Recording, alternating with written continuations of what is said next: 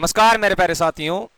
दोस्तों, कहा जाता है कि विरासत से तय नहीं किए जाते किस्मत के फैसले। विरासत से तय नहीं किए जाते किस्मत के फैसले। ये तो उड़ान बताती है कि आसमान किसका है कि नहीं। विरासत में आपको बहुत सारी चीजें मिली हुई है, लेकिन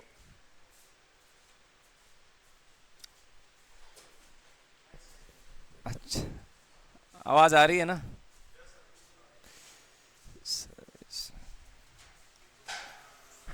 आ गए क्या सब?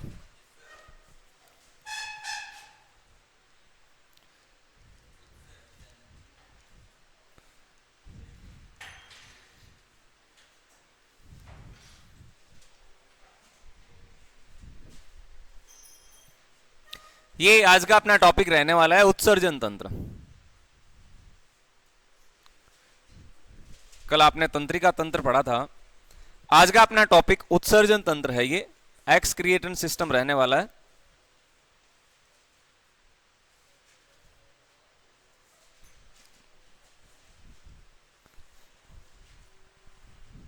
आ गए क्या सब? सारे आ गए?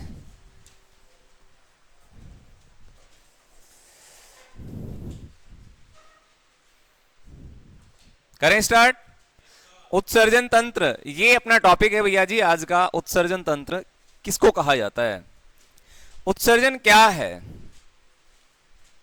आसान भाषा में बोले कि शरीर से अपशिष्ट पदार्थ को बाहर निकालना। अब अपशिष्ट पदार्थ कौन से होते हैं?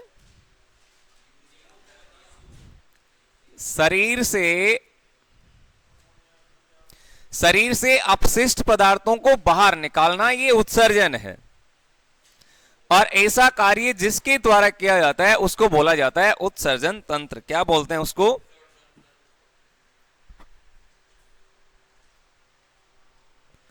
उत्सर्जन तंत्र बोला जाता है। तो शरीर से अपशिष्ट पदार्थों को बाहर निकालना। शरीर से अपशिष्ट पदार्थों को बाहर निकालना।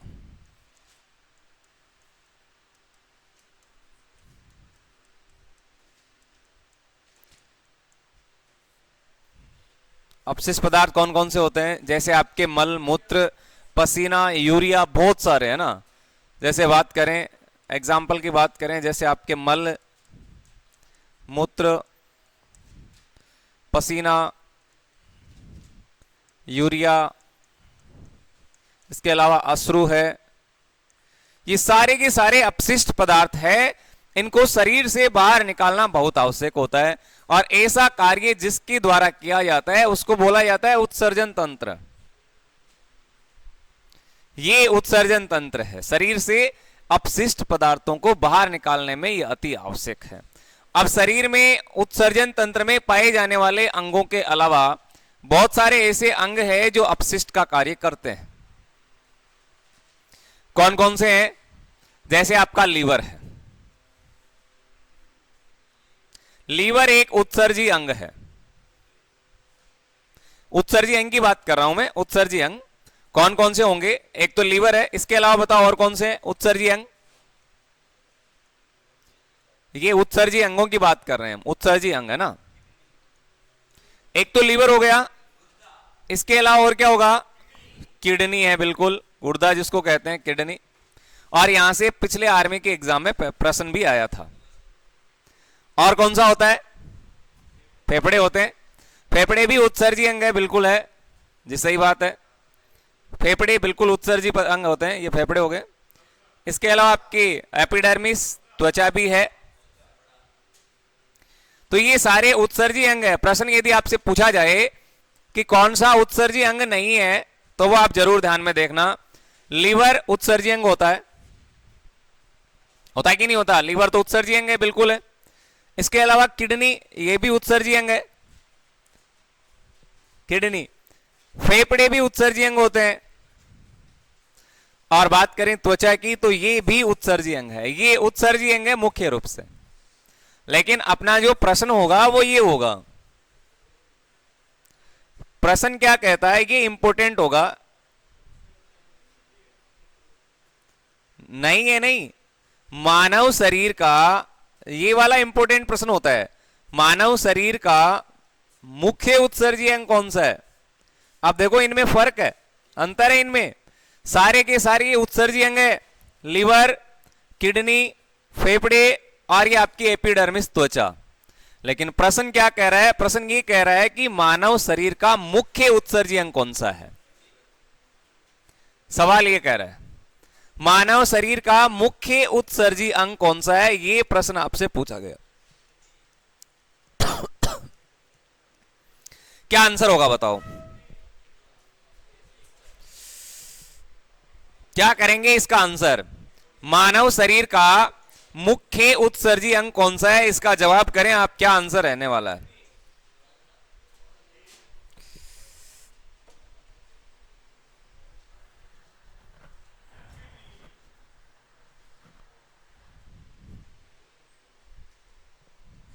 क्या होगा बताओ, इसका आंसर क्या करें। मानव शरीर का मुख्य उत्सर्जी अंग क्या होगा। ये सारे हैं, इनमें से मुख्य कौन सा है, तो किडनी होगा। कौन सा होगा, किडनी। किडनी जिसको हम ब्रिक बोलते हैं, क्या बोलते हैं, ब्रिक। सेब के आकार का ये आपको नजर आता है, किडनी है, संख्या में 2, कशेरुक दंड के दोनों ओर उपस्थित होते हैं। रीढ़ की जो हड्डी होती है उनके बाएं दाएं दोनों साइड में ये पाए जाते हैं। 2 किडनियां होती है, जानते हो आप। और आर्मी की एग्जाम में जो प्रश्न पूछा गया था वो सवाल ये था कि शरीर से ब्लड का शुद्धिकरण कौन करता है, रक्त का शुद्धिकरण करने में कौन सा अंग सहायक है, ये आपके आर्मी की एग्जाम में पूछा गया प्रश्न है। सवाल क्या पूछा गया, शरीर में से रक्त को शुद्ध करने में कौन सहायक है, रक्त के शुद्धिकरण में। तो नोट डाल के आप लिख लें, यही लिख लें इस बात को, ये अति इंपॉर्टेंट सवाल था। रक्त के शुद्धिकरण में, रक्त के शुद्धिकरण हेतु यह प्रश्न आया हुआ है। रक्त के शुद्धिकरण में वृक्क सबसे इंपॉर्टेंट भूमिका निभाता है, वृक्क यानी किडनी।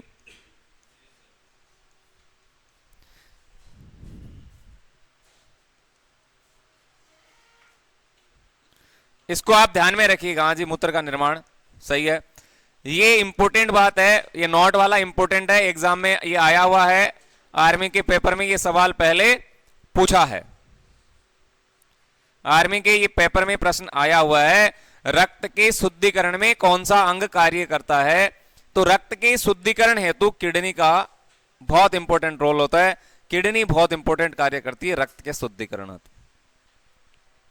मूत्र का निर्माण भी करती है लेकिन रक्त का शुद्धिकरण करती है, ये बहुत इंपॉर्टेंट है। क्लियर हो गई बातें। और मानव शरीर का मुख्य उत्सर्जी अंग पूछा जाए तो क्या रहने वाला है, किडनी। अब इसके अलावा कौन कौन से हैं, ये वाले हैं सारे, लीवर, फेफड़े, त्वचा, ये भी सारे उत्सर्जी अंग है। इनका भी कोई ना कोई कार्य होता है शरीर में उत्सर्जन के रूप में। तो बताओ आप, लीवर का क्या काम है, लीवर क्या कौन से उत्सर्जी पदार्थों को बाहर निकालता है, लीवर। लीवर, लीवर तो जानते हो, तिल्ली जिसको कहते हैं। आरबीसी का कब्रिस्तान कौन सा है, प्लीहा है। आरबीसी का निर्माण कहां होता है, अस्थि मज्जा में।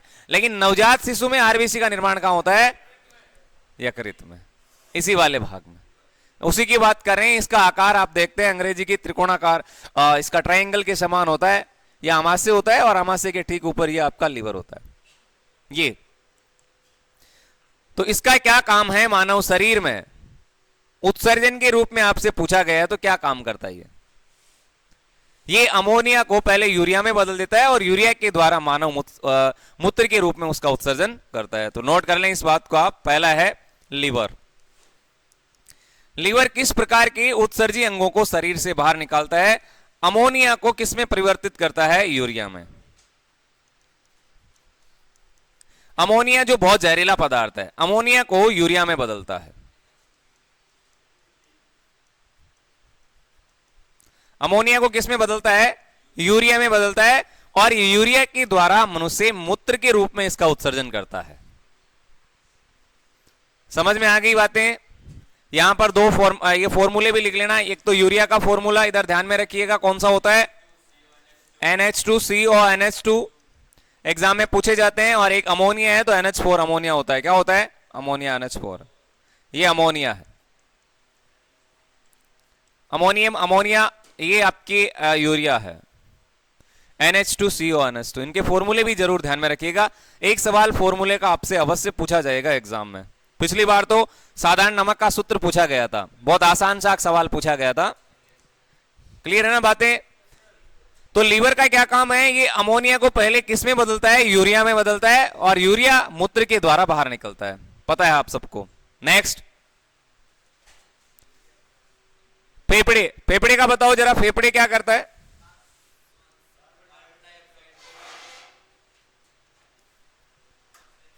अब फेफड़े किसका उत्सर्जन करता है? लंग्स का बताना।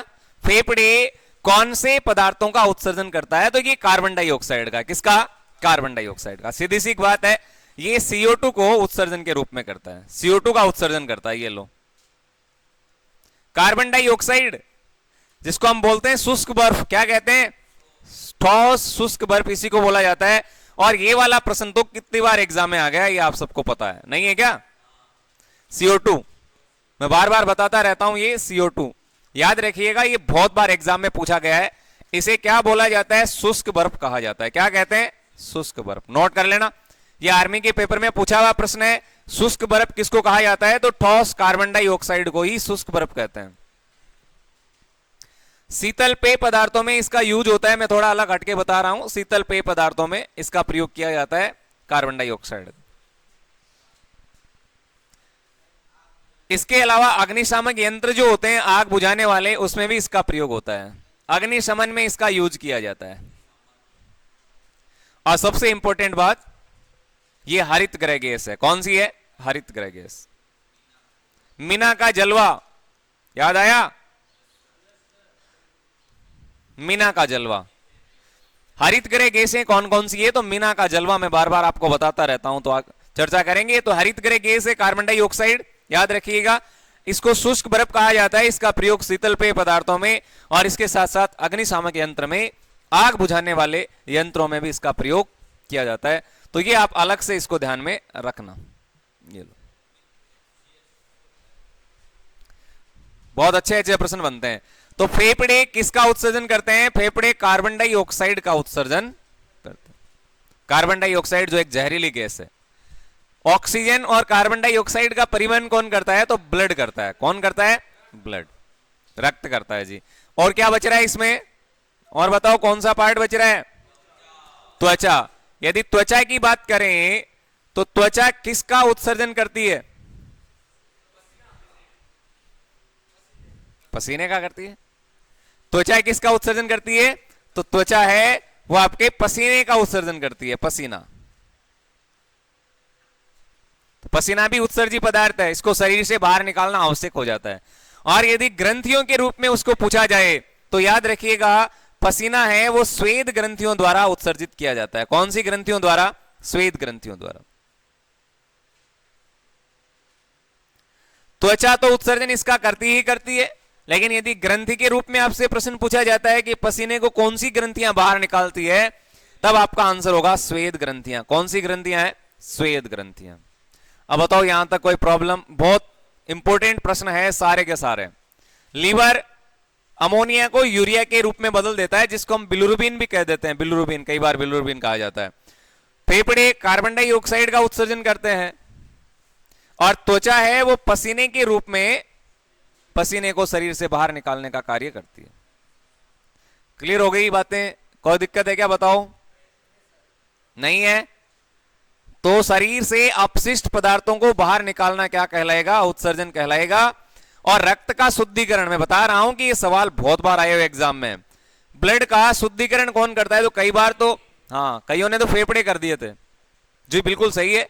लेकिन सबसे इंपॉर्टेंट इसका पार्ट होता है वो किडनी होती है। ऐसी बात नहीं है, फेफड़े भी करते हैं, लेकिन सबसे ज्यादा कौन करता है? किडनी। तो किडनी आंसर सही है। मानव शरीर का मुख्य उत्सर्जी अंग पूछा जाए तो आपका आंसर क्या होगा? किडनी होगा।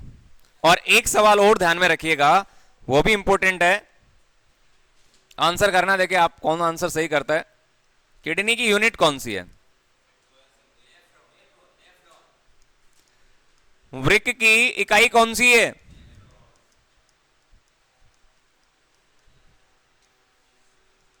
वृक्क की संरचनात्मक और क्रियात्मक इकाई का नाम बताना। तो आंसर क्या होगा? नेफ्रॉन होगा। क्या होगा? नेफ्रॉन। और एक न्यूरॉन है, याद है क्या आपको? न्यूरॉन वो तंत्रिका तंत्र की इकाई है। फेफड़ों की पूछा जाए तो कुपिका है, सजीवों की पूछी जाए तो कोशिका है। सजीवों की इकाई कौन सी होती है? कोशिका।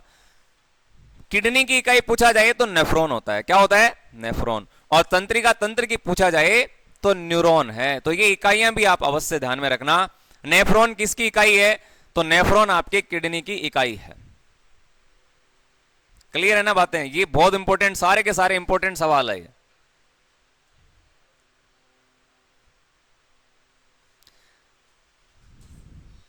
अब कुछ प्राणी लेते हैं जिनका उत्सर्जन आपको बताना है। ठीक है, सबसे पहले बात करेंगे झींगा की।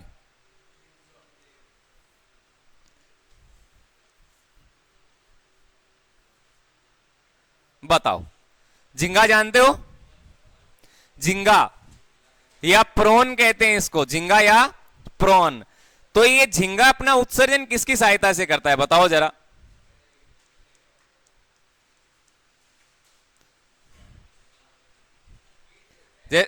जैसे आपसे पूछा जाए कि मेंढक अपना उत्सर्जन किसकी सहायता से करता है? त्वचा से करता है क्या? वैसे ही आपको बताना है कि झींगा अपना उत्सर्जन किसकी सहायता से करता है। झींगे में उत्सर्जन बताना है, बताते रहो। क्या आंसर होगा? नहीं पता? केंचुए में बता दो। केंचुआ अपना उत्सर्जन किसकी सहायता से करता है? केंचुए में उत्सर्जन किसकी सहायता से होता है? एक केंचुआ होता है और दूसरा कछुआ होता है, वो अलग है, ध्यान रखना। कई कछुआ मत समझ लेना। ये केंचुआ किसान का मित्र कहलाता है। क्या कहलाता है? किसान का मित्र। रेड अर्थवर्म जी, बिल्कुल। किसान का मित्र कौन है? तो किसान का मित्र केंचुआ कहलाता है।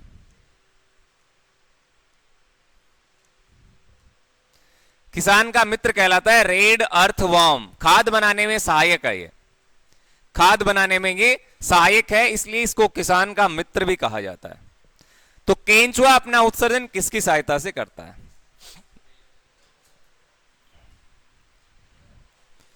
और एक इंपॉर्टेंट बात है, वो है आर्थ्रोपोडा संघ के जंतु। आर्थ्रोपोडा संघ के जंतु, इन सब के आंसर बताने हैं। आर्थ्रोपोडा संघ के जंतु। अब आधे बच्चों को मालूम नहीं है कि आर्थ्रोपोडा में क्या आते हैं। जैसे आपसे सवाल किया जाए कि मनुष्य किस संघ का जंतु है?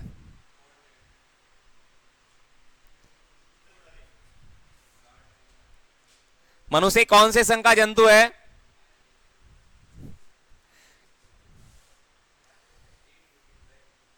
मनुष्य होमोसेपियंस। मनुष्य का वैज्ञानिक नाम क्या है? होमोसेपियंस। तो मनुष्य किस संघ का जंतु है? तो आपको ध्यान में रखना है ये कोर्डेटा संघ में आता है। किस में आता है रे? कोर्डेटा। कॉर्डेटा किसको बोलते हैं? ऐसे प्राणी जिनमें रीढ़ की हड्डी पाई जाती है उनको कॉर्डेट कहते हैं, और जिनमें रीढ़ की हड्डी अनुपस्थित होते हैं उसे नॉन कॉर्डेट कहते हैं। नॉन कॉर्डेटा, जैसे सांप।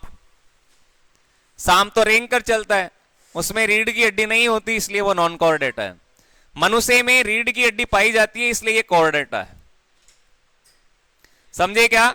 आर्थ्रोपोडा में आएंगे कीट। लो अब समझ में आ गया।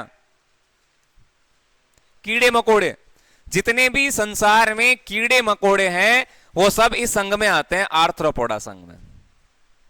और ये अब तक का सबसे बड़ा संघ भी है। जैसे अमीबा आता है, प्रोटोजोआ में पोरिफेरा, सिलेंट्रेटा, ये सारे संघ होते हैं, वैसे ही आर्थ्रोपोडा सबसे बड़ा संघ है जो कीटों का है। अब आपको बताना है इनमें उत्सर्जन। अब कीट में कोई सा भी आ सकता है, कीट में तो कोई सा भी आ सकता है। आपको आंसर याद करना है, वो रहेगा आपकी मेलपिगी नलिका। क्या होगा? मेलपिगी नलिका। ध्यान में रखना, मेलपिगी नलिका के द्वारा आर्थ्रोपोडा संघ के क्या करते हैं जंतु? उत्सर्जन करते हैं। बस इतनी सी लाइन ध्यान में रखनी है। अब कीट कोई सा भी दे दे उठा के, यही आंसर होगा। कीटों में कोई सा भी आए ना, तो आपका आंसर क्या होगा? मेलपिगी नलिका। समझ गए? केंचुआ अपना उत्सर्जन किसके सहायता से करता है? तो ये नेफ्रीडिया के द्वारा करता है। किसके द्वारा? नेफ्रीडिया। याद करना है इसको, हिंदी में इसको वृक्क पढ़ते हैं हम। क्या कहते हैं? वृक्क। और सवाल पूछा जाए झींगा या प्रॉन, तो ये ग्रीन ग्रंथियों के द्वारा उत्सर्जन करते हैं। किसके द्वारा? ग्रीन ग्रंथियों के द्वारा।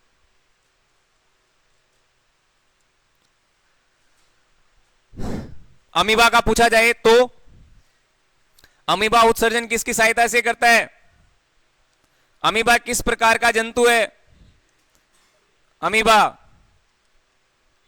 अमीबा किस प्रकार का जंतु है? अमीबा एक कोशिकीय जीव है जो विसरण की सहायता से अपना उत्सर्जन करता है। डिफ्यूजन, विसरण। ये बहुत इंपॉर्टेंट भी है, आर्थ्रोपोडा वाला कई बार पूछा हुआ है। ये सवाल भी एग्जाम में आया हुआ है, झिंगा वाला। मेंढक अपना उत्सर्जन किसकी सहायता से करता है? त्वचा के द्वारा करता है क्या? मेंढक।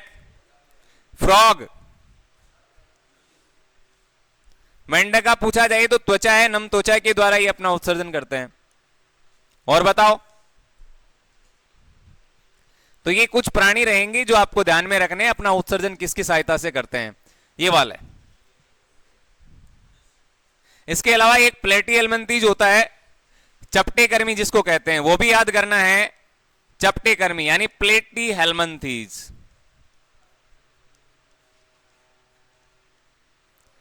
अब इसमें कौन से प्राणी आते हैं? ऐसे प्राणी जो चपटे होते हैं।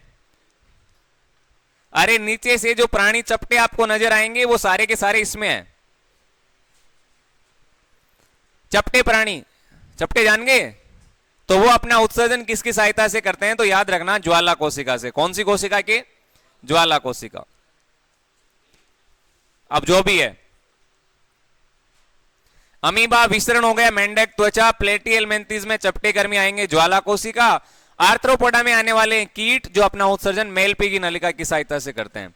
केंचुआ पूछा जाए नेफ्रीडिया होगा, और झींगा पूछा जाए तो फिर ग्रीन ग्रंथियों के द्वारा ये अपना उत्सर्जन करते हैं। और सबसे बड़ा है मनुष्य। तो मनुष्य अपना उत्सर्जन किसकी सहायता से करता है? तो बहुत सारे अंग इसमें आए, लेकिन मुख्य उत्सर्जी अंग कौन सा था? वो था आपकी किडनी। कौन सा था? किडनी। क्या हुआ?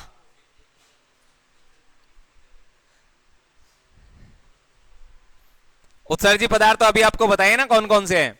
मूत्र है, मुख्य रूप से क्या है? मूत्र है। इसके अलावा पसीना है, यूरिया होती है, यूरिया, बिल्कुल यूरिया।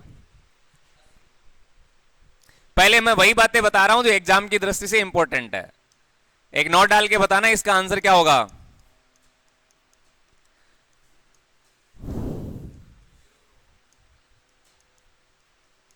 मानव मूत्र में विशिष्ट गंध किस कारण आती है?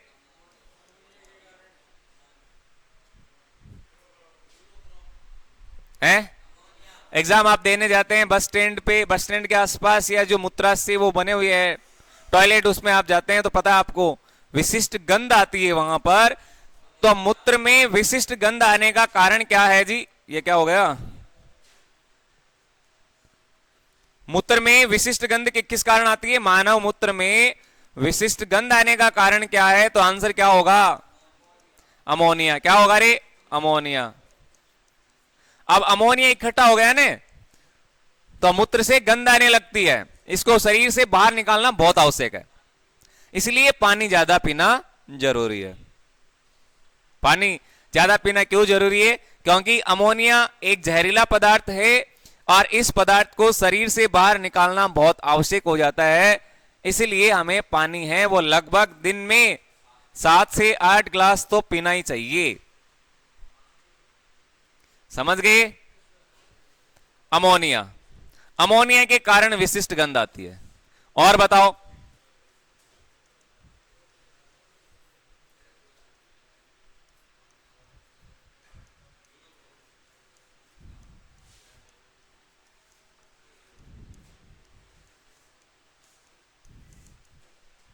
इसका भी आंसर कर दो।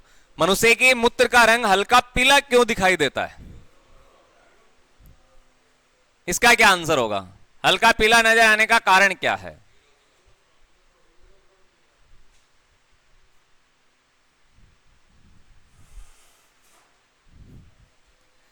क्या आंसर करें इसका?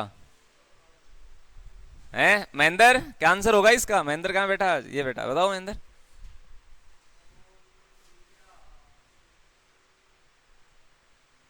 बताओ क्या आंसर होगा रे इसका? मानव मूत्र का रंग हल्का पीला किसके कारण होता है? कई नहीं बता रहे हैं साथियों। जिस प्रकार से बिना पतझड़ की पेड़ के नए पत्ते नहीं आते, वैसे ही बिना कठिनाई और संघर्ष के अच्छे दिन भी नहीं आते हैं। अच्छे दिन देखने हैं तो आपको कठिन परिश्रम करना पड़ेगा जी। मानव मूत्र का रंग पीला आपसे पूछा गया, इसका क्या कारण है? पीला क्यों होता है? तो याद करिएगा, ये यूरोक्रोम के कारण होता है। किसके कारण? यूरोक्रोम। और यूरोक्रोम क्या है? ये पिगमेंट होता है। क्या होता है? पिगमेंट, वर्णक होता है। जैसे त्वचा का रंग होता है ना काला और सफेद, वो भी वर्णक के कारण होता है। लेकिन वो कौन सा वर्णक होता है? तो वो मिलेनिन वर्णक होता है। कौन सा होता है? मिलेनिन। अब मिलेनिन वर्णक यदि ज्यादा है तो कैसा होगा? काला होगा। कम है तो क्या होगा? सफेद होगा। त्वचा का रंग वर्णक पर आधारित है। टमाटर का रंग लाल होता है, वो भी तो वर्णक है। कौन सा वर्णक है उसमें? लाइकोपीन। कौन सा है रे? लाइकोपीन। अलग से नोट कर लेना, लाइकोपीन। और लाइकोपीन के कारण क्या होता है? टमाटर का रंग लाल होता है। टमाटर का रंग कैसा होता है? लाल। लिख लेना इसको। टमाटर लाल क्यों दिखाई देता है? लाइकोपीन वर्णक के कारण। हल्दी पीली क्यों नजर आती है? कुरकुमीन के कारण। तो ये सारे वर्णक होते हैं। क्या होते हैं? ये वर्णक जो रंगों का निर्धारण करते हैं। जैसे हल्दी पीली नजर आ रही है, कुरकुमीन होगा। टमाटर लाल दिखाई दे रहा है तो लाइकोपीन होगा। मूत्र का रंग पीला है तो यूरोक्रोम होगा। दूध का रंग सफेद है, अब बताओ, तो कैसीन होगा। और दूध का रंग हल्का पीला है तो कैरोटीन होगा। समझ में आ गई? गाजर का रंग कैसा होता है? भूरा, तो वो कैरोटीन के कारण होता है। तो ये सारी बातें आपको आनी चाहिए, और नहीं आती तो इसके अलग से क्लास लेंगे हम विविध प्रश्नोत्तरी के रूप में, तब आपको बताया जाएगा। ये यूरोक्रोम, मानव मूत्र का रंग हल्का पीला होता है यूरोक्रोम के कारण। क्लियर है बातें? बताओ कोई दिक्कत है क्या? नहीं है तो अभी बोल दो भैया। इतनी सारी बातें हैं, ये आपको पढ़नी है, इसको ध्यान में रखना है ना। अब चलते हैं मुख्य टॉपिक में। ये सारी की सारी मुख्य बातें हैं।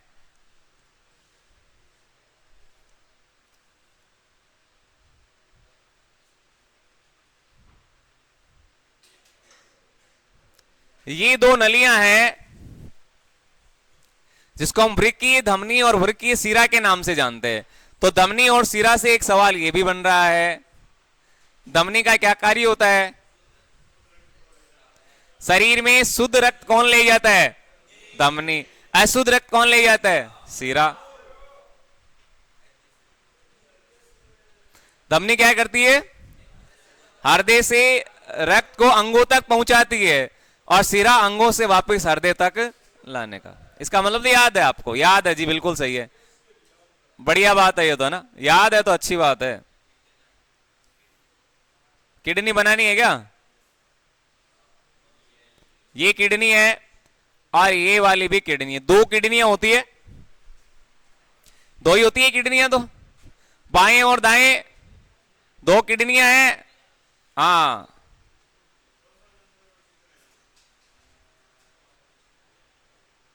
क्या कह रहे हो?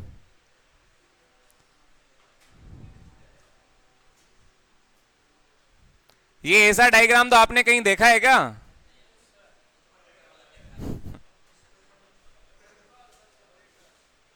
क्या देखा है?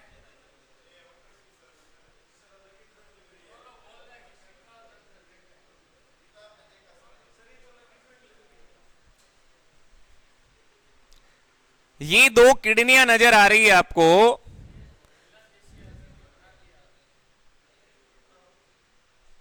ये लो जी, ये मूत्रवाहिनी है।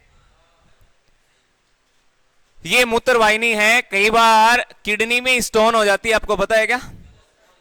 पथरी पथरी हो जाती है कई बार, तब मूत्र उत्सर्जन में बहुत समस्या आती है। कई बार वो पथरी है वो यहां आ जाती है, यहां। अब जब पथरी इधर जमा हो गई तो ये तो मूत्रवाहिनी है, तो पेशाब आएगा कैसे यहां से? तो रिस रिस के पेशाब आता है। होता है कि नहीं होता ऐसा? और ऐसी स्थिति में आप सबको पता है कि ये ब्लड का फिल्टर करती है। किडनी का क्या काम है? रक्त का शुद्धिकरण करना। तो कई बार ऐसा होता है जिनकी पथरी होती है तो पेशाब में रक्त भी निकलता है, उसका कारण यही है। ब्लड आता है कि नहीं आता? और आप में से किसी के है तो आप सबको पता भी होगा, ये मूत्रवाहिनी है जी। क्या है? मूत्रवाहिनी है। अब वाहिनी का मतलब तो मैं बार बार बताता रहता हूं, वाहिनी का मतलब तो ले जाना होता है। किसको ले जाएगी? ये मूत्र को ले जाएगी। कहां ले जाएगी? मूत्राशय में। ये रहा मूत्राशय। अब मूत्राशय में मूत्र इकट्ठा होता है, जिसको आप कई बार कहते हैं, कई बार ऐसी कंडीशन आती है कि मूत्राशय मूत्र को सहन नहीं कर पाता, इतना मूत्र इकट्ठा हो जाता है। स्कूल की स्थिति में होता है और गुरुजी छुट्टी भी नहीं देते, होता है ना ऐसा? तो ऐसी स्थिति में यहां अवरोधनी पेशियां होती है जो मूत्र को एकदम कसकर बांध के रखती है, यहां पर अवरोधनी पेशियां। लेकिन वो कुछ ही समय के लिए, ऐसा नहीं है, कुछ ही समय के लिए है। 5-7 मिनट आप बैठे रह सकते हैं जी। ये मूत्र मार्ग है। और ये वाले क्या है? ये किडनियां है जी। क्या है? किडनी है ये तो किडनी है, बाएं और दाएं। और ये रीनल, धमनी और सीरा इसको कहते हैं। क्या कहते हैं? ये धमनी और सीरा है जी। ये मुख्य मुख्य बातें हैं इसकी। इसके अलावा किडनियों के बीच में गड्ढे होते हैं जो देख रहे हैं आप, इनको हाइलम कहते हैं। क्या कहते हैं? हाइलम। बाकी आपको इतना बताने की आवश्यकता है नहीं, डायग्राम एग्जाम में नहीं पूछा जाता, लेकिन मुख्य मुख्य बातें आपको याद होनी चाहिए कि उत्सर्जन तंत्र के कौन कौन से भाग है। जैसे आपने नर जनन तंत्र में पढ़ा, जैसे आपने मादा जनन तंत्र में पढ़ा कि इसके ये भाग है, पाचन तंत्र में पढ़े कि ये भाग है। इसके अलावा आने वाला है कल की क्लास में रहेगा श्वसन तंत्र, तो वहां भी। तो हाइलम किसका पार्ट है? उत्सर्जन तंत्र का है। किसका है? उत्सर्जन का है। किडनी किसका भाग है? उत्सर्जन का है। इसके अलावा बात करें मूत्रवाहिनी भी किसका भाग है? उत्सर्जन का। मूत्राशय और मूत्र मार्ग। कई बार किडनियां फेल हो जाती है तो क्या करते हैं?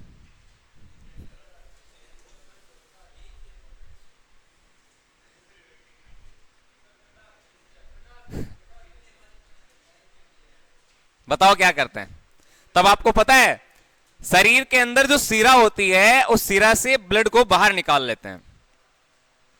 सीरा से ब्लड को बाहर निकाला जाता है और उसको मिनिमाइज टेम्परेचर पर गर्म करते हैं। गर्म करने के बाद में उसको वापस हल्का ठंडा करते हैं।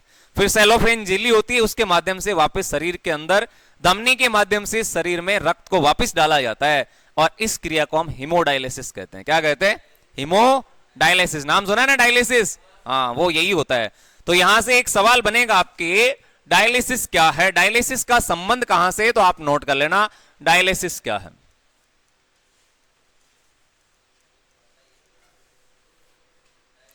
डायलिसिस प्रश्न पूछा जाए, डायलिसिस का संबंध कहां से? तो भैया ये आपके किडनी से संबंधित है। अच्छा, इसमें क्या होता है? जब किडनियां फेल हो जाती है ना, तो कृत्रिम वर्क की सहायता से डायलिसिस की प्रक्रिया की जाती है। कौन सा वृक्क होता है? कृत्रिम वृक्क। समझ गए क्या? हाँ, कृत्रिम वर्क की सहायता से ब्लड को ट्रांसफर किया जाता है अंदर बाहर, अंदर बाहर। इसको कहते हैं डायलिसिस। और एक बार एक बच्चे ने यहां पूछा भी था शायद, क्यों मतलब उन्होंने बोला था कि किडनियां, जिसके किडनियां है नहीं वो क्या जीवित है क्या?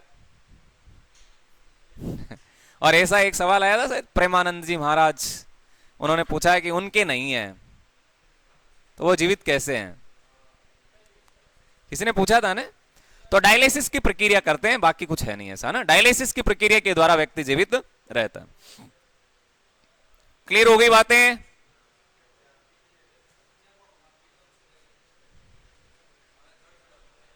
हैं? हाँ, वैसे वो बहुत बड़े ज्ञानी पुरुष है। क्लियर है बातें भैया? ले लो आगे अब इसको। हेडिंग लगाओ। सबसे पहले किडनी होगा। सबसे पहला क्या पार्ट है इसका? वृक्क है। इसकी एक बात तो मैंने क्लियर कर दी कि ये रक्त का शुद्धिकरण करती है। क्या? रक्त का शुद्धिकरण।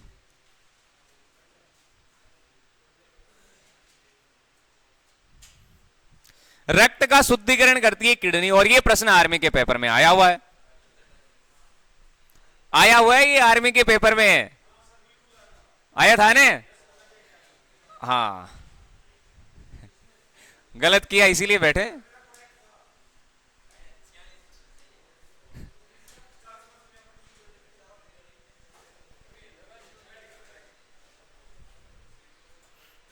हो गई बातें।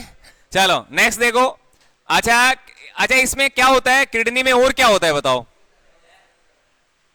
किडनी का क्या काम है? इसके अलावा और क्या काम है किडनी का? मूत्र का निर्माण करना। और बताओ भैया।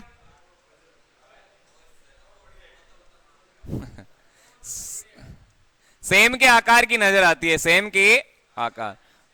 अरे आकार ध्यान में रखना।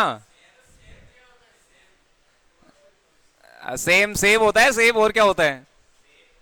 हाँ, इसको सेम ही लिखा जाता है। सेब नहीं होता है क्या? Apple Apple. हाँ, ये दिख नहीं रहा है क्या? ये देखो ऊपर एप्पल ही तो नजर आ रहे हैं। नहीं है क्या?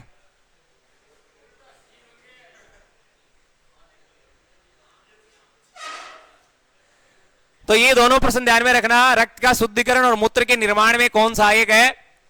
तो ये किडनी सहायक है। बाकी इतना ज्यादा आपको पढ़ने की आवश्यकता है नहीं, ये बातें ध्यान में रख लेना। किडनी के अलावा बताओ क्या है? मूत्र वाहिनी है। क्या है? मूत्र वाहिनी। अब इसका तो नाम से मालूम चल रहा है, वाहिनी का मतलब ले जाना, मूत्र को ले जाना। कहां ले जाएगी? मूत्राशय में। अब एक प्रश्न यहां से ये बनेगा, मूत्र को मूत्राशय में ले जाती है, मूत्र को कहां ले जाती है? मूत्राशय में ले जाती है।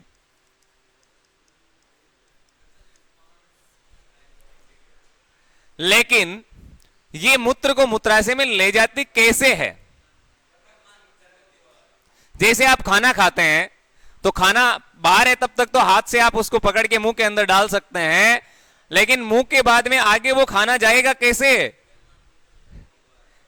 उसको भी तो आगे ले जाने वाला चाहिए। तो वहां एक गति होती है, वो क्रमांकोंचन गति होती है। कौन सी होती है? क्रमांकोंचन गति, इसके द्वारा होता है। तो मूत्र में भी ऐसा ही होता है। ये मूत्र को आगे ले जाने का कार्य कौन करता है? तो क्रमांकोंचन गति करती है। याद रखना है ना।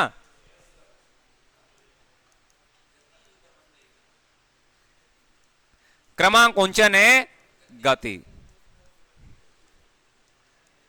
अरे यही तो प्रश्न है जो एग्जाम में बनते हैं।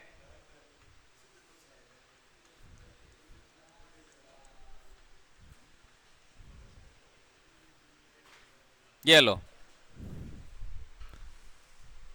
मूत्र को मूत्राशय में कौन ले जाता है? तो क्रमांकोंचन गति ले जाती है। ठीक है, क्रमांकोंचन क्रियाएं होती है तो वह आगे चलता रहता है। ठीक है भैया।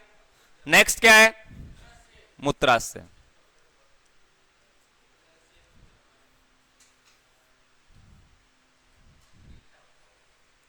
अब ये आप सबको पता चल गया होगा, नाम से पता चल जाता है इनमें। अब मूत्राशय का क्या मतलब है? यहां पर क्या होंगे? मूत्र को इकट्ठा किया जाता है, मूत्र इकट्ठा होता है, यानी यहां पर क्या होता है? मूत्र एकत्रित होता है।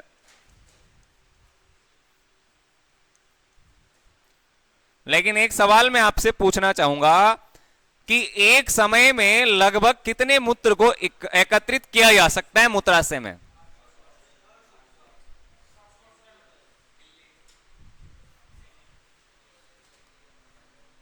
अरे मूत्राशय में लगभग कितने मूत्र को इकट्ठा किया जा सकता है, इसका आंसर करना है।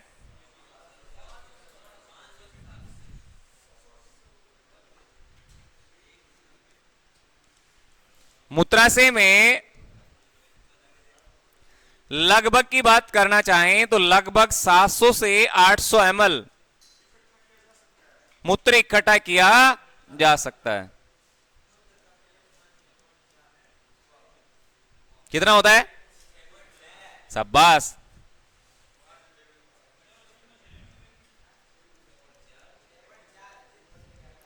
अब भैया देखो, यहां बात आ रही है मूत्र को इकट्ठा करने की, तो 700 से 800 ml मूत्र को इकट्ठा किया जा सकता है, तो उसके बाद में बाहर त्यागना भी आवश्यक हो जाता है। अब इससे ज्यादा मात्रा में है तो याद रखिएगा अवरोधनी पेशियां, ये इंपॉर्टेंट प्रश्न बन गया। मूत्र को बाहर निकालने का कार्य कौन करती है? तो अवरोधनी पेशियां। कौन सी? अवरोधनी पेशियां।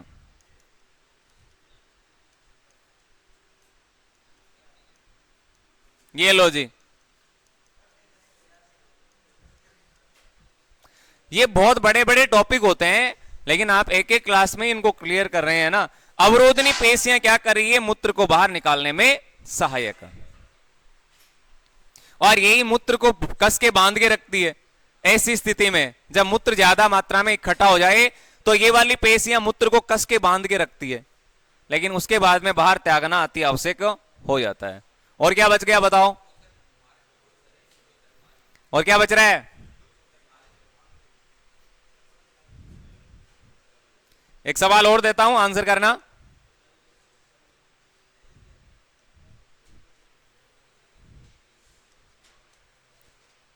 गर्भवती स्त्रियां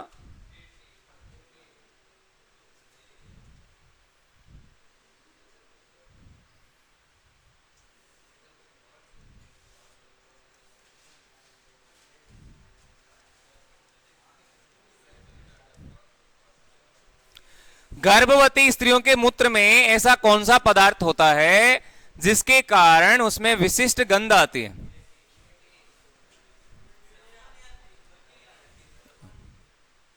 अमोनिया? इसके अलावा अजय, ये टेस्ट में आया था क्या क्वेश्चन? गर्भवती स्त्रियों के मूत्र में याद रखिएगा अमोनिया, और अमोनिया के साथ में क्या होता है? क्रिएटिन होता है। क्या होता है? क्रिएटिन। इन पदार्थों के कारण ही मूत्र में विशिष्ट गंध आती है। ऐसे प्रश्न विविध प्रश्नोत्तरी के रूप में आपसे डायरेक्ट एग्जाम में सवाल पूछे जाते हैं आर्मी के पेपर में। फिर बोलते हैं ये सवाल कहां से आ गया भैया? ये सवाल यहां से आया है।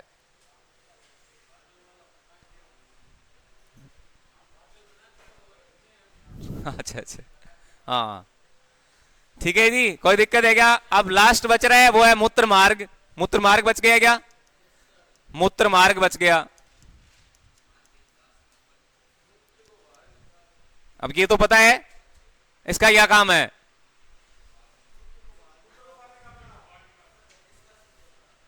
मूत्र का निष्कासन करना। जी बिल्कुल सही है, मूत्र मार्ग का कार्य होता है मूत्र का निष्कासन करना। लेकिन यहां एक अति इंपॉर्टेंट बात और है, वो क्या है बताओ? क्या ये अकेला, क्या ये केवल मूत्र को बाहर निकालने का कार्य ही करता है? नहीं, इसके अलावा याद रखिएगा ये कॉमन पार्ट है जो वीर्य का उत्सर्जन भी करता है। वीर्य का उत्सर्जन करता है, सीमेन का।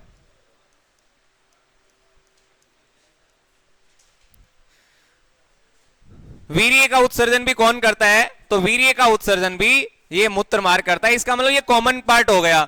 एक तो मूत्र को बाहर निकालना, और दूसरा क्या है? वीर्य को बाहर निकालना। तो ये कॉमन पार्ट हो गया भैया।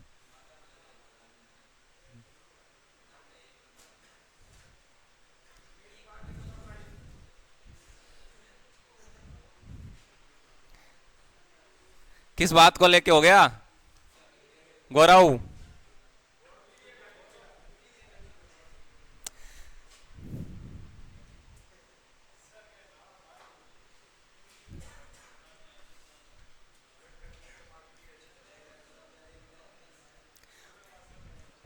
क्या हुआ?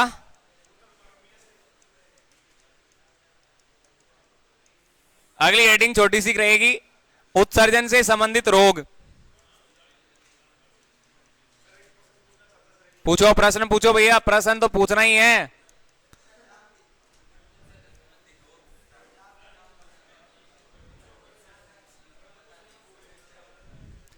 जैसे त्वचा से संबंधित रोग थे, आपके पाचन से संबंधित रोग आए, श्वसन से संबंधित भी रोग होंगे, जैसे दमा है अस्थमा है, ये श्वसन से संबंधित रोग होते हैं। वैसे ही उत्सर्जन से संबंधित रोग भी होते हैं, बहुत सारे रोग है। उसमें से पहला आपके सामने आपको मैं बता देता हूं।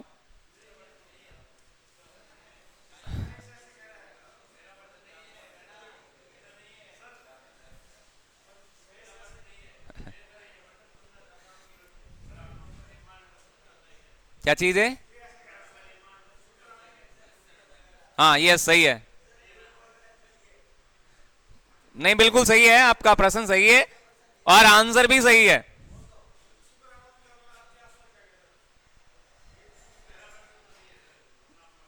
क्या चीज है? बाहर निकालना अति आवश्यक है जी, बिल्कुल आवश्यक है।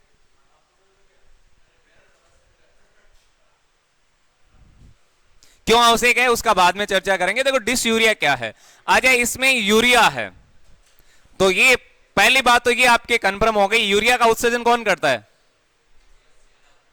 मनुष्य करता है। अब डिसयूरिया है, इसका मतलब क्या हुआ? डिस का मतलब होता है दर्द होना, डिसयूरिया का मतलब ये हुआ मूत्र त्याग के समय दर्द। मूत्र त्याग के समय यदि दर्द होता है तो उस रोग को हम बोलते हैं डिसयूरिया। क्या बोलते हैं? डिसयूरिया।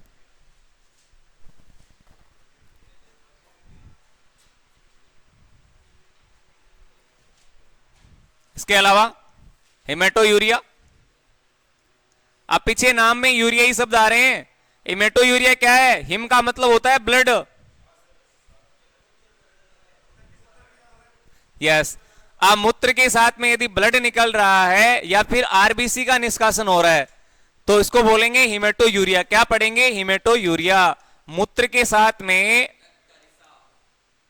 मूत्र के साथ आरबीसी का निष्कासन लिख देता हूं डायरेक्ट में, आरबीसी का निष्कासन। ये लो, अब आरबीसी का रंग लाल क्यों होता है? हीमोग्लोबिन। अब ये सीधी सी बात आपके समझ में आ गई, यानी ब्लड निकल रहा है तो वो आपके हिमेटोयूरिया है, आरबीसी का निष्कासन हो गया। आरबीसी का जीवन काल कितने दिन का होता है रे? हाँ, ये हुई ना बात, ऐसे आंसर आने चाहिए।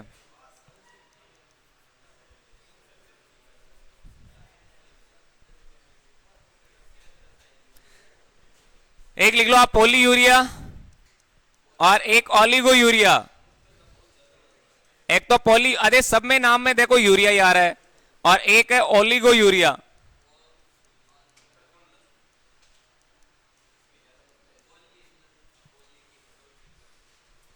अब बताओ इनके क्या आंसर होंगे? पोली का मतलब क्या होता है? ज्यादा, और ओली का मतलब क्या होता है? कम। पोली का मतलब तो है ज्यादा और ओली का मतलब क्या है? कम है।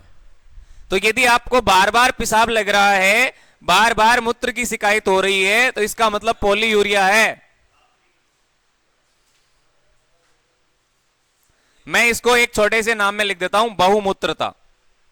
अब बहुमूत्रता का मतलब बार बार पेशाब लगना, अति। समझ गए क्या? बार बार यदि किसी को ये शिकायत हो रही है तो इसका मतलब है पोलीयूरिया, और यदि किसी को मूत्र कम लग रहा है इसका मतलब ओलिगोयूरिया है।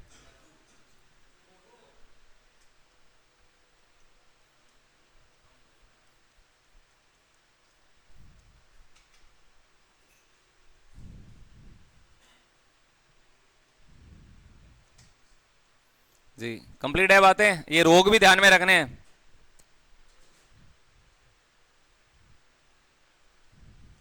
गाउट,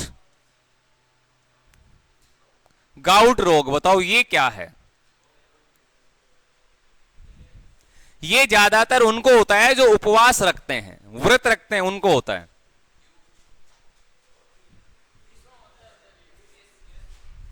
जो उपवास करते हैं ना, व्रत रखते हैं, व्रत, उनको होता है।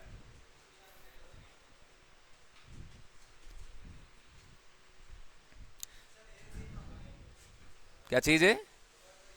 नहीं नहीं, यूरिक अम्ल जम जाता है घुटनों में, तो यूरिक अम्ल के जम जाने से ये रोग होता है।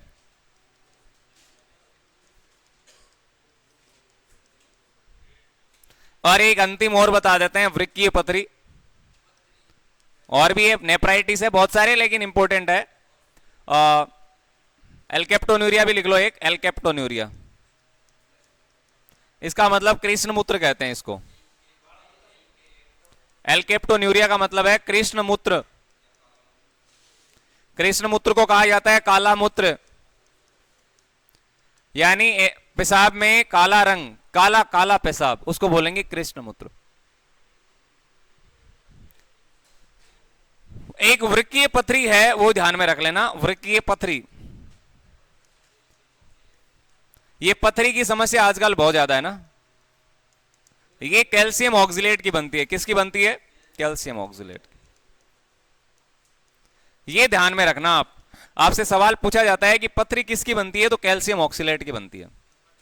और ये ऑक्सेलिक अम्ल किसमें होता है? टमाटर में होता है। टमाटर में होता है, इसलिए पथरी के रोगियों को टमाटर कम खाने की सलाह दी जाती है। ऑक्सेलिक अम्ल होता है। कपड़ों से, कपड़ों में लगे साइक के जैसे धब्बे है, उसको दूर करने में कौन सा अम्ल कार्य करता है? ऑक्सेलिक है। लिख दूं क्या? जिनको नहीं पता लिख लेना ना।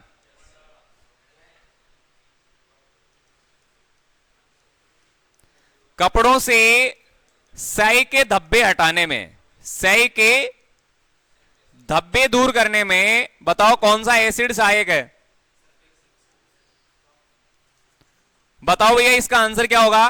कपड़े में यदि स्याही के धब्बे लगे हैं तो उसको कौन सा अम्ल दूर करता है? तो ऑक्सेलिक अम्ल। कौन सा? ऑक्सेलिक अम्ल।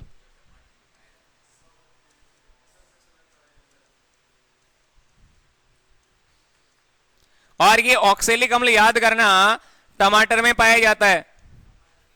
और पिछले अग्निवीर के पेपर में आया था, लाल चिंटी के डंक में कौन सा अम्ल होता है? फार्मिक अम्ल होता है। ये पिछले आर्मी अग्निवीर के पेपर में पूछा हुआ प्रश्न है।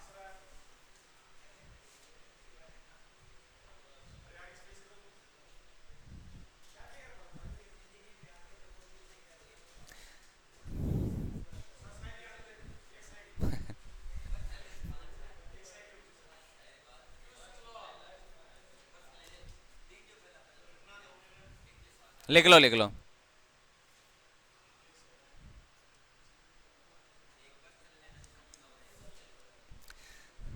दोस्तों, मंजिल चाहे जितनी ऊंची हो, लेकिन उसके रास्ते हमेशा पैरों के नीचे से होकर गुजरते हैं। मंजिल चाहे कितनी भी ऊंची हो, लेकिन उसके रास्ते हमेशा पैरों के नीचे से होकर गुजरते हैं। समझ गए क्या आप? हाँ। मंजिल मिले या नहीं मिले, यह मुकद्दर की बात होती है, लेकिन आप कोशिश ही नहीं करें, यह गलत बात होती है। तो आप बार बार कोशिश करें। सवाल लेते हैं, प्रश्न ले लें। चलो, एक सवाल तो खूब होता है। आंसर करना, ठीक है? देखते हैं किसका सही आंसर आ रहा है। निम्न में से उत्सर्जन संबंधी रोग कौन सा नहीं है? उत्सर्जन, अभी पता चलेगा किसने पढ़ा या नहीं पढ़ा।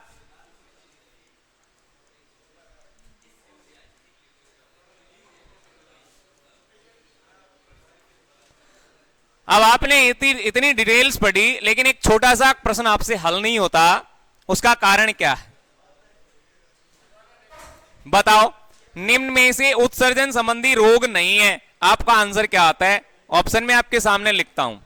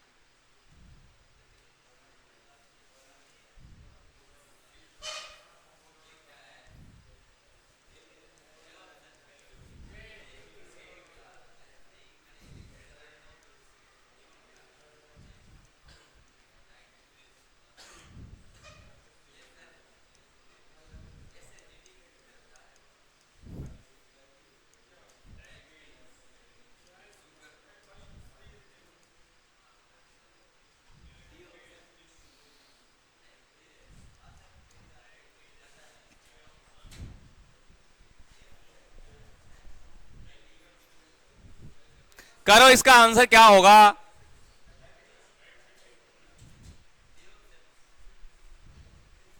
बताओ भैया, इसका आंसर क्या रहने वाला है?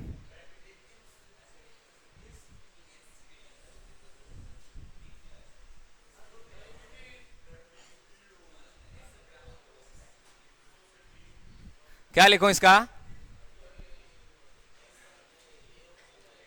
निम्न में से उत्सर्जन संबंधी रोग नहीं है, ये पूछा गया है। क्या आंसर होगा? यहां देखो नहीं लिखा है, सीधी सी एक बात यह है, नहीं है उत्सर्जन संबंधी रोग। कौन सा नहीं है? क्या करें इसका आंसर? करो आंसर।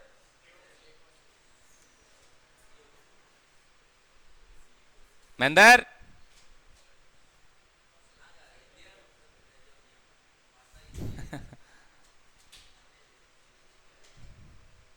हरियाणा, क्या आंसर होगा?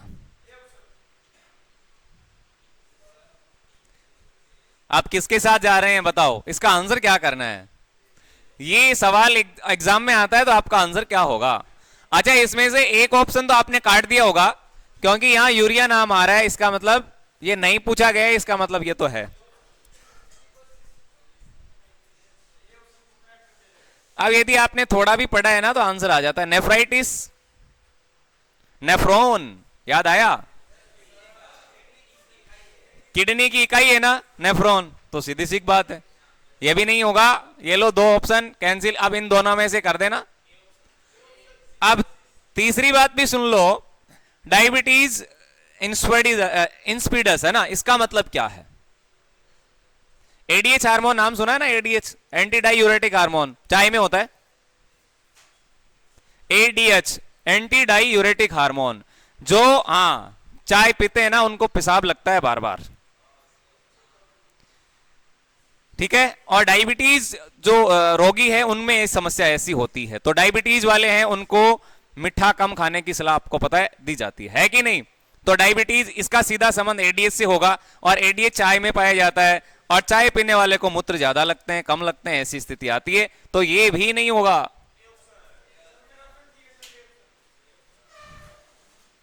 सिलिकोसिस, अच्छा ये है क्या?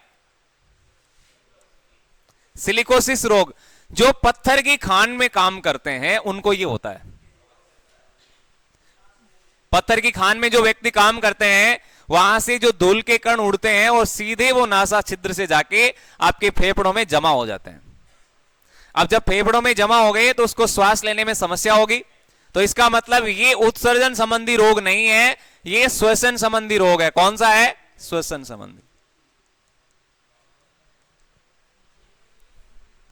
क्लियर है ना? एक छोटा सा सवाल और लेते हैं, क्लास को करते हैं समाप्त। छोटा सा सवाल लेता हूं, आंसर करना।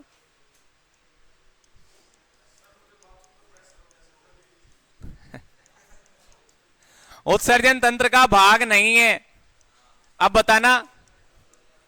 ये छोटा सा प्रश्न है आज ही के टॉपिक का।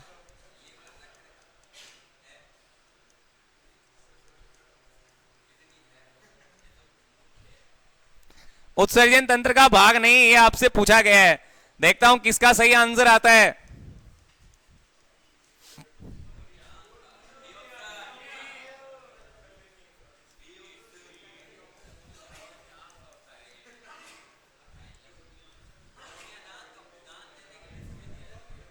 इसका क्या सही आंसर होगा?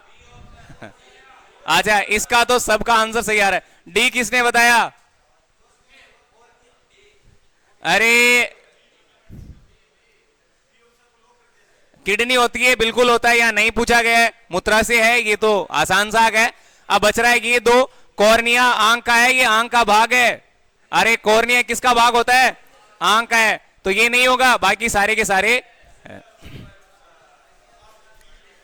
तो ये थी आज की हमारी क्लास, मिलते हैं आगे, तब तक के लिए जय हिंद, जय भारत, वंदे मातरम।